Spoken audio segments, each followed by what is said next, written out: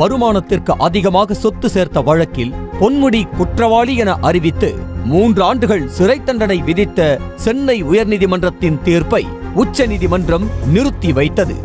தண்டனை நிறுத்தி வைக்கப்பட்டதால் இழந்த எம்எல்ஏ பதவியை மீண்டும் பெற்ற பொன்முடிக்கு மீண்டும் அமைச்சராக பதவி பிரமாணம் செய்து வைக்க பரிந்துரைத்து ஆளுநர் RN ரவிக்கு முதலமைச்சர் மு க ஸ்டாலின் கடிதம் எழுதினார்.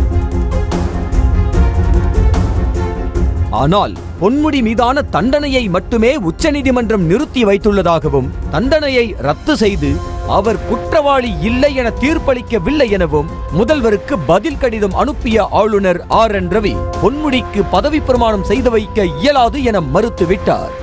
இது தமிழக அரசியலில் பெரும் பரபரப்பை ஏற்படுத்திய நிலையில் ஆளுநரின் முடிவுக்கு எதிராக தமிழ்நாடு அரசு உச்சநீதிமன்றத்தில் வழக்கு தொடர்ந்துள்ளது. முதல்வர் பரிந்துரைத்த பின்பும் பொன்முடிக்கு பதவி பிரமாணம் செய்து வைக்க மறுக்கும் ஆளுநரின் செயல் சட்டத்துக்கு புறம்பானது என தமிழ்நாடு அரசு மனுவில் தெரிவிக்கப்பட்டுள்ளது.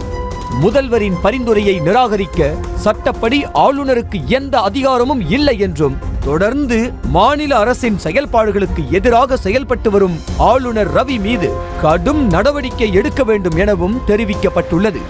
மேலும் பொன்முடியை அமைச்சராக நியமிக்க ஆளுநருக்கு உச்சநீதிமன்றம் உத்தரவிட வேண்டும் என மனுவில் கேட்டுக் கொள்ளப்பட்டுள்ளது.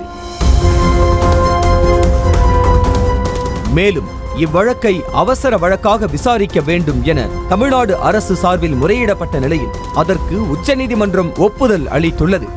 இந்த நிலையில் பொன்முடியை அமைச்சராக நியமிக்க இயலாது என தமிழக அரசுக்கு ஆளுநர் RN ரவி எழுதிய கடிதமும் வெளியாகியுள்ளது. அதில் மிகவும் தீவிரமான குற்றச்சாட்டில் பொன்முடி தண்டிக்கப்பட்டுள்ளதாகவும் மக்கள் பிரதிநிதியாக இருந்து பொன்முடி ஊழல் செய்திருப்பதாகவும் தனது கடிதத்தில் சுட்டிக்காட்டியுள்ள ஆளுநர் RN ரவி ஊழல் வழக்கில் பொன்முடிக்கு விதிக்கப்பட்டுள்ள தண்டனை நிறுத்தி மட்டுமே வைக்கப்பட்டுள்ளதாகவும் அவர் நிரபராதி என உச்சநீதிமன்றம் தீர்ப்பளிக்கவில்லை எனவும் தெரிவித்திருக்கிறார்.